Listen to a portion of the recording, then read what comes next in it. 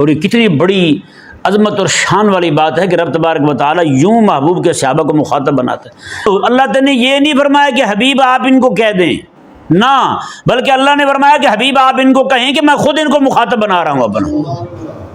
یہ محبوب کے صحابہ کی شان ہے۔ فرشتے کسی قوم کی طرف سے کھڑے ہو کے لڑے نہیں ہیں، وہ لڑے ہیں تو محض محبوب علیہ السلام کے صحابہ کے ساتھ کھڑے ہو کے لڑے، یہاں جہاد کیا۔ اور فرشتے رہے، اور نام اعمال میں کن کے لکھا جا رہا ہے؟ وہ حضور کے صحابہ کے لکھا جا رہا ہے۔ مزے کی بات ہے کہ حضرت عائشہ رضی اللہ تعالیٰ عنہ کی بات آتی ہے، جبریل امین علیہ السلام جنت سے تصویر لا کے حضور کو دکھاتے ہیں، یا رسول اللہ یہ دنیا میں اور آخرت میں آپ کی زوجہ ہے، اللہ تعالیٰ نے آپ کے لیے پسند فرمائی۔ آقا علیہ السلام کے غلام حضرت ابوبکر صدیق کے آگے غلام ہے حضرت عامر رضی اللہ تعالیٰ عنہ، ان کو بھی فرشتے لے گئے ہیں اوپر۔ عذاب پر کوڑا ضرور برسے گا، لیکن محبوب علیہ السلام کے صحابہ کے ہاتھوں۔ 40 سورۃ الحجر آیت نمبر 61۔ اعوذ باللہ من الشیطان الرجیم، بسم اللہ الرحمن الرحیم۔ فلما جاء آل لوط المرسلون قال انکم قوم منکرون۔ حضرت سیدنا ابراہیم علیہ نبینا وعلیہ السلام سے اجازت لے کر کے فرشتے حضرت سیدنا لوط علیہ نبینا وعلیہ السلام کے پاس آئے۔ اللہ تبارک و تعالی نے یہاں سے لوط علیہ السلام کے پاس آنے کا قصہ اور ان کا باہمی مکالمہ بیان فرمایا۔ اللہ تعالیٰ نے ارشاد فرمایا کہ فلما جاء آل لوط المرسلون، اور جب اللہ تعالیٰ کے بھیجے ہوئے فرشتے آل لوط کے پاس آئے، آل لوط کے پاس آئے، تو قال انکم قوم منکرون، تو حضرت لوط علیہ السلام نے فرمایا کہ تم تو اوپرے لوگ ہو، اجنبی لوگ ہو تم۔ یہاں غور کرنے والی بات یہ ہے، اللہ تعالیٰ کے پاک پیغمبر ہیں حضرت لوط علیہ السلام، فرشتے تو ان کے پاس آ رہے ہیں، ہے نا، فرشتے تو حضرت لوط علیہ السلام کے پاس آ رہے ہیں، لیکن یہاں اللہ تبارک و تعالیٰ نے فرمایا کہ فرشتے جو ہیں وہ آل لوط کے پاس آئے۔ کن کے پاس آئے؟ آل لوط کے پاس آئے۔ اللہ تعالیٰ نے حضرت لوط علیہ السلام کا ذکر نہیں کیا۔ آل لوط یعنی لوط علیہ السلام کے صحابہ، لوط علیہ السلام کے بچے، جی ان کی بیٹیاں۔ اس میں لوط علیہ السلام کا ذکر نہ کرنا اور لوط علیہ السلام کی آل کا ذکر کرنا کہ ان کے پاس فرشتے آئے، یہ ان کی تشریف کے لیے ہے، ان کی تشریف کے لیے ہے، ان کے اعزاز کے لیے ہے، ان کے اکرام کے لیے ہے۔ اور ایک وجہ یہ بھی ہو سکتی ہے کہ حضرت سیدنا لوط علیہ نبینا وعلیہ السلام جو ہیں، تکالیف تو آپ نے بھی اٹھائی تھی، تکالیف جو ہیں وہ آپ کے ماننے والے بھی اٹھا رہے تھے۔ جب وہ لوگ اذیت دیتے تھے، وہ حضرت لوط علیہ السلام کو بھی دیتے تھے، ان کے ماننے والوں کو بھی دیتے تھے، تکلیف دونوں کو ہوتی تھی۔ کہ فرشتے جو ہیں اللہ تعالیٰ نے فرمایا کہ وہ آل لوط کے پاس آئے، اس کی وجہ ایک یہ بھی ہو سکتی ہے کہ اللہ تبارک و تعالیٰ فرشتوں کو بھیج کر کے آل لوط کا ذکر کر کے، فرشتے تو آئے حضرت لوط علیہ السلام کے پاس، ذکر اللہ تعالیٰ نے آل لوط کے کیا، اس میں ان کو تسلی دینا مقصود ہو۔ وہ یوں کہ جو بندہ ظلم سہتا رہے نا جی، اس کے سامنے یا اس کو خبر ملے کہ آج ظالم جو ہے اس کا خاتمہ ہونے والا ہے، ظالم اپنے انجام کو پہنچنے والا ہے، تو اس سے مظلوم کو بڑی خوشی ہوتی ہے نا جی۔ تو اللہ تبارک و تعالیٰ نے بھی یہی فرمایا، جب فرشتے عذاب دینے کے لیے آئے نا، تو پہلے بھی فرشتے آتے تھے، حضرت جبریل امین علیہ السلام آتے تھے، باقی فرشتے بھی آتے رہتے تھے، لیکن کبھی اللہ تعالیٰ نے یہ نہیں فرمایا کہ فرشتے آل لوط کے پاس آئے۔ جب عذاب دینے کی باری آئی نا جی، فرشتے آئے عذاب دینے کے لیے، ان کو تباہ کرنے کے لیے دشمنوں کو، تو اللہ تعالیٰ نے فرمایا فرشتے آل لوط کے پاس آئے۔ سمجھائے نا جی، آل لوط کے پاس فرشتے آئے، مطلب یہ ہے ایک تو ان کے پاس فرشتوں کے آنے کا ذکر کر کے اللہ تعالیٰ ان کو تشریف دینا چاہتا ہے، عزت دینا چاہتا ہے، شرف بخشنا چاہتا ہے، اور دوسرا جو ہے اللہ تعالیٰ ان کو تسلی دینا چاہتا ہے، تیسرا جو ہے اللہ تبارک و تعالیٰ ان کو خوش کرنا چاہتا ہے. ہاں جی، وہ جو ان کو غم پہنچے ہوئے تھے، ان کو جو تکلیفیں پہنچی ہوئی تھیں، آج جو ہے وہ غم ان کا سارے کا سارا دور ہو جائے گا. وہ جو خواب دیکھا کرتے تھے کہ رب کے دشمن جو ہیں وہ ذلیل و رسوا ہو جائیں، آج ان کے سامنے ہو جائیں. ہاں جی، ان کو ہی آ کے اللہ تبارک و تعالیٰ نے فرمایا کہ فرشتے آ کے ان کے سامنے آ کے بات کریں. اللہ اکبر کبیرہ. یہ ایسے ہی ہے جیسے پچھلی قومیں جو ہیں وہ جب بھی حق کا انکار کرتی تھیں تو اللہ تبارک و تعالیٰ کے عذاب کا کوڑا سیدھا ان کی کمر پر برستا تھا. عذاب آتا، فرعونیوں پر عذاب آیا، تباہ ہو گئے. نوح علیہ السلام کی قوم پر عذاب آیا، تباہ ہو گئے. حضرت لوط علیہ السلام کی قوم پر آیا، تباہ ہو گئے. لیکن جب باری آئی حبیب کریم علیہ السلام کے غلاموں کی، جی ان کے غلام آقا علیہ السلام کے غلاموں پر جنہوں نے ظلم کیے تھے ان کو جواب دینے کی، تو اللہ تعالیٰ نے یہ نہیں فرمایا کہ حبیب عذاب آئے گا یہ تباہ ہو جائیں گے، نہ، بلکہ اللہ تعالیٰ نے قرآن کریم میں ارشاد فرمایا یعذبہم بایدیکم، اللہ تعالیٰ ان کو عذاب دے گا محبوب پیارے تمہارے صحابہ کے ہاتھوں. تیرے صحابہ کے ہاتھوں اللہ عذاب دے گا ان کو، یعنی عذاب کو کوڑا ضرور برسے گا لیکن محبوب علیہ السلام کے صحابہ کے ہاتھوں.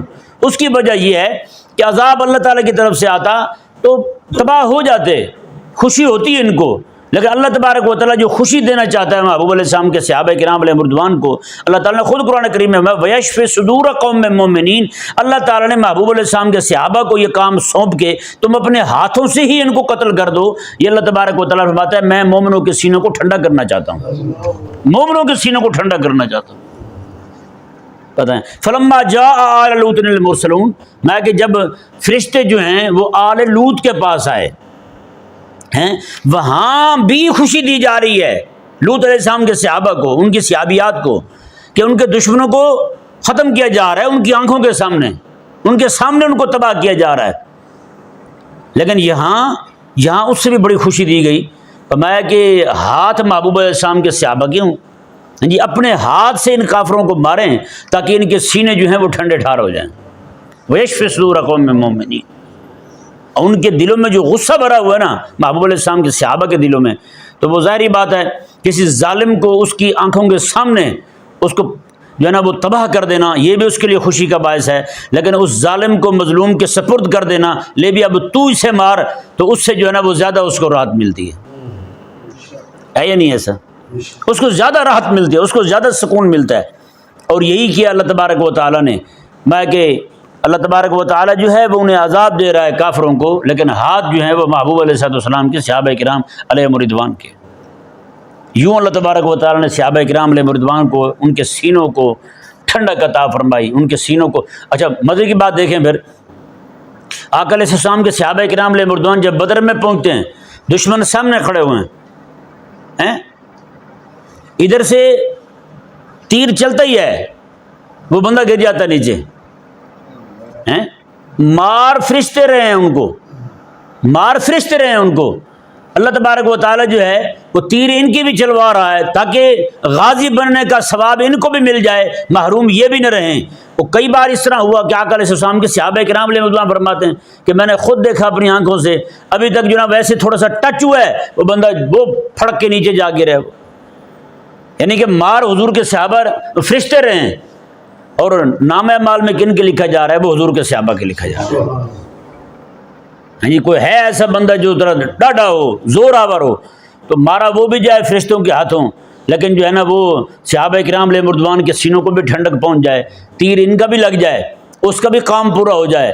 تو یوں اللہ تبارک و تعالیٰ نے، یعنی دیکھیں اللہ تعالیٰ لوط علیہ السلام کے صحابہ کے سینوں کو بھی ٹھنڈک دے رہا ہے، ٹھنڈک محبوب کے صحابہ کے سینوں کو بھی دے رہا ہے اللہ تبارک و تعالیٰ. لیکن ٹھنڈک دینے کا فرق جو ہے وہ آپ خود ملاحظہ فرما سکتے ہیں. وہاں کیا فرق ہے اور یہاں کیا فرق ہے؟ وہاں بھی فرشتے آئے آ کے انہوں نے ختم کر دیا. ان کو کیا کہا؟ ان کو فرمایا اللہ تبارک و تعالیٰ نے کہ یہاں سے روانہ ہو جائیں. فَأَسْرِ بِأَهْلِكَ بِقِطْعٍ مِّنَ اللَّيْلِ، فرمایا کہ رات کے اندھیرے میں لوط علیہ السلام جو ہیں اپنے گھر والوں کو، اپنے ماننے والوں کو لے کر کے یہاں سے چلے جائیں. ہیں جی، اور پیچھے بھی کوئی نہ دیکھے. یا مبارکہ دیکھو وَلَا يَلْتَفِتْ مِنكُمْ أَحَدٌ، میں تم میں سے کوئی بندہ پھر پیچھے توجہ بھی نہ کرے. تو اللہ تبارک و تعالیٰ نے یوں یعنی کہ لوط علیہ السلام کے صحابہ کرام علیہ مردوان کو کہا کہ آپ چلے جائیں، پھر پیچھے تباہ ہوتے ہیں جی، ان کو جو ٹھنڈک پہنچائی جاتی ہے وہ صرف یہی کہا جاتا ہے فلما جاء آل لوط المرسلون، کہ فرشتے جو ہیں وہ آل لوط کے پاس آئے، یعنی اتنی بڑی خبر دینے آئے تھے، تو اللہ تعالیٰ نے لوط علیہ السلام کا بھی ذکر نہیں کیا۔ اب یہاں پہ کہ یہ سوال وارد ہو سکتا ہے کہ تکلیفیں تو زیادہ لوط علیہ السلام نے اٹھائی تھیں، ان کے صحابہ نے تو کم اٹھائی تھیں تکلیفیں، تو پھر تسلی جو ہے وہ یعنی فلما جاء آل لوط المرسلون کہہ کر کے تسلی ان کو دی جا رہی ہے، ان کے غلاموں کو، ان کے ماننے والوں کو۔ لوط علیہ السلام کو تو زیادہ تسلی چاہیے تھی، نہیں سمجھا؟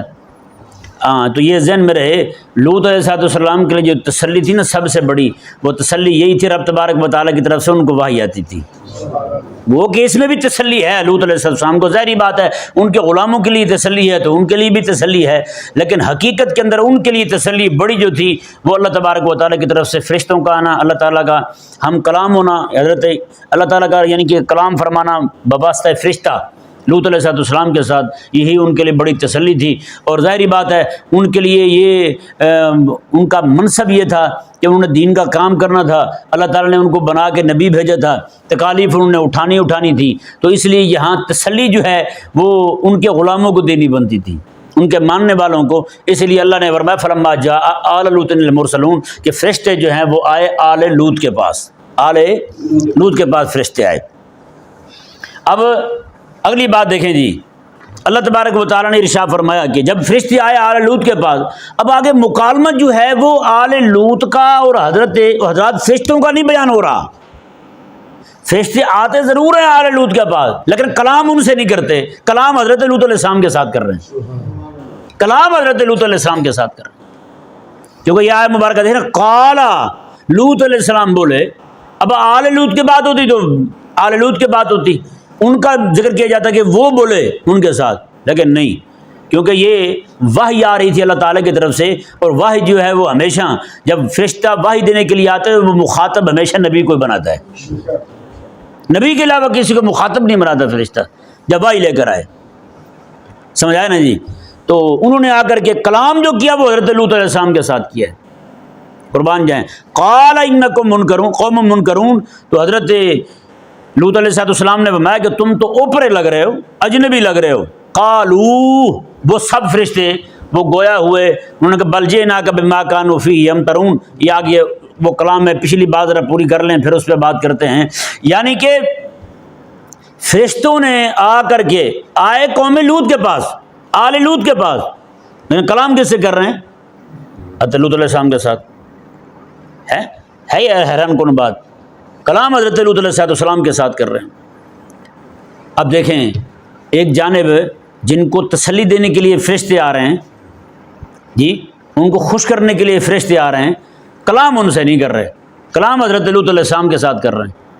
اور جب بات آتی ہے محبوب علیہ السلام کے غلاموں کی، محبوب علیہ السلام کے صحابہ کی، تو وہ پہلے بھی بہت ہوا، جب میدان عرفات کا ہے، حج کا موقع ہے، کریم آقا علیہ السلام خطبہ ارشاد فرما رہے ہیں، اس خطبہ میں جو اللہ تعالیٰ قرآن کریم کی آیت نازل فرماتا ہے، جس آیت کو میرے آقا علیہ السلام موضوع سخن بناتے ہیں، وہ آیت مبارکہ یہ ہے الیوم اکملت لکم، آج میں نے تمہارے لیے دینکم، تمہارے دین کو پورا کر دیا ہے۔ آپ سوچ سکتے ہیں اس کی لذت جو ہے نا وہ حاصل کرنے کے لیے ذرا یہ غور کریں، یہ درمیان میں دو راوی ہیں، جبریل امین ہے اور میرے آقا علیہ السلام ہے، وہاں مخاطب نہیں بنایا جا رہا حضرت لوط علیہ السلام کے صحابہ کو۔ فلما جاء آل لوط المرسلون، فرشتے آئے قوم آل لوط کے پاس، لیکن کلام حضرت لوط علیہ السلام کے ساتھ کر رہے ہیں۔ یہاں جبریل امین علیہ السلام آقا علیہ السلام کے پاس حاضر ہیں، اور آقا علیہ السلام آ کر اپنے صحابہ کرام علیہ مردوان کو مخاطب بنا رہے ہیں۔ درمیان میں اللہ تعالیٰ نے یہ نہیں فرمایا کہ حبیب آپ ان کو کہہ دیں، نہ، بلکہ اللہ نے فرمایا کہ حبیب آپ ان کو کہیں کہ میں خود ان کو مخاطب بنا رہا ہوں اپنا۔ یہ محبوب کی صحابہ کی شان ہے۔ اور فرمایا کیا رہا ہے اللہ تبارک و تعالیٰ، الیوم اکملت لکم دینکم واتممت علیکم نعمتی ورضیت لکم الاسلام دینا، میں نے تمہارے لیے آج تمہارا دین پورا کر دیا ہے اور اپنا انعام پورا کر دیا ہے، اور تمہارے لیے میں نے رضیت لکم الاسلام دینا، تمہارے لیے میں نے اسلام کو بطور دین پسند فرما لیا ہے۔ اور خطاب بھی سیدھا محبوب علیہ السلام کے صحابہ کرام علیہ مردوان کو فرما رہا ہے رب تبارک و تعالیٰ. اور یہ کتنی بڑی عظمت اور شان والی بات ہے کہ رب تبارک و تعالیٰ یوں محبوب کے صحابہ کو مخاطب بناتا ہے. اور یہی وجہ ہے کہ اللہ تبارک و تعالیٰ محبوب علیہ السلام کے غلاموں کو قیامت والے دن بھی یہ اعزاز بخشے گا. ہاں جی، قیامت والے دن جو ہے اللہ تعالیٰ جب محبوب علیہ السلام کے صحابہ کو اعزاز بخشے گا، یہی دنیا میں ہی اللہ تبارک و تعالیٰ نے فرمایا، جبریل امین علیہ السلام حاضر ہوتے ہیں، آ کے حضرت سیدنا میرے آقا علیہ السلام کو عرض کرتے ہیں کہ حضور اللہ تعالیٰ پوچھ رہا ہے ابو بکر صدیق سے پوچھیں مجھ سے راضی تو ہے نا؟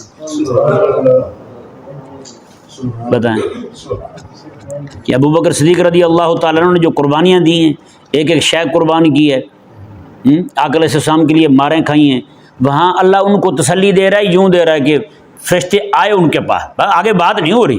یہاں رب تبارک و تعالیٰ حبیب کو فرما رہا ہے حبیب آپ ابو بکر صدیق سے پوچھیں.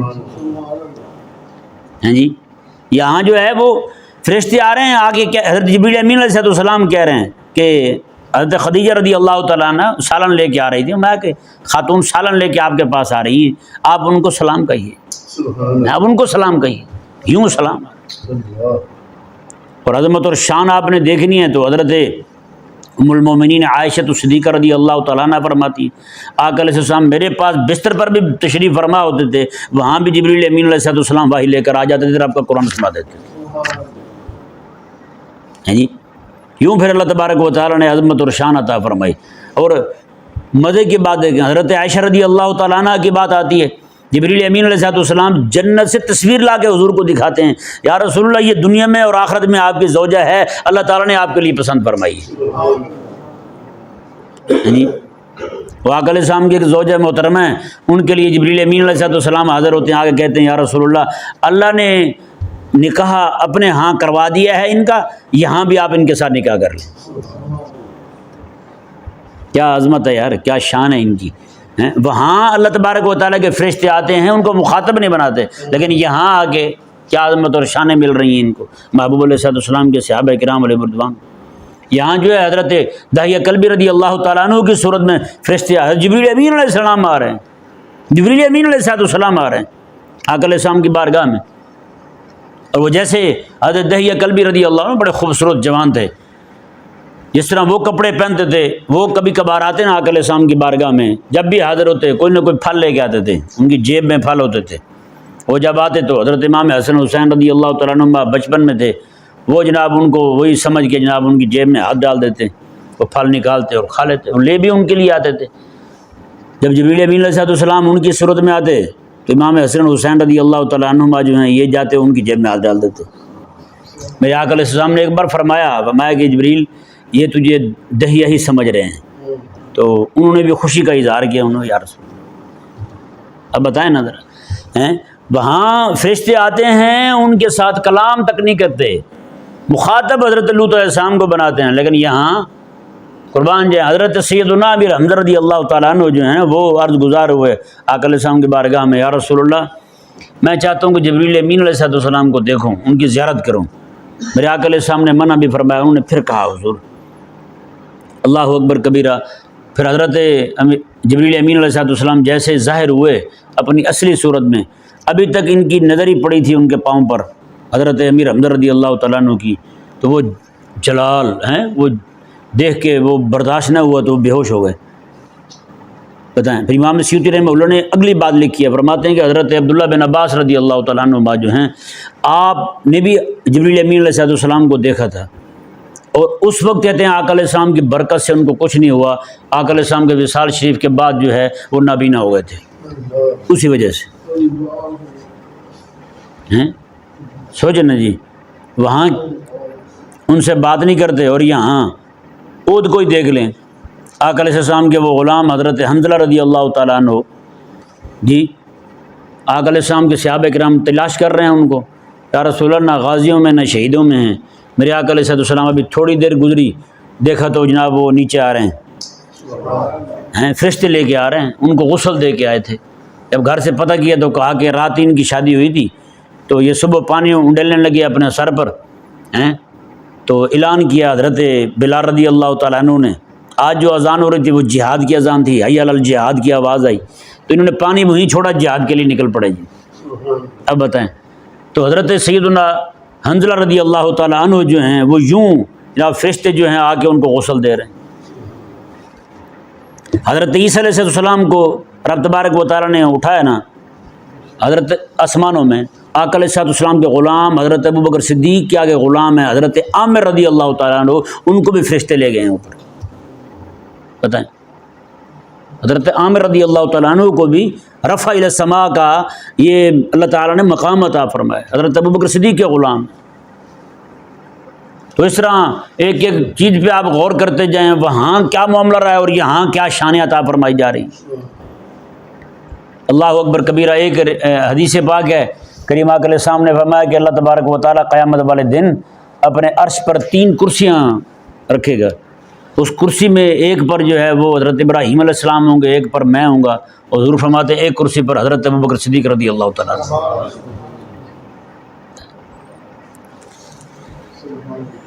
تو یہ خلاق کائنات نے جی ان کو عظمتیں اور شان عطا فرمائی ہیں۔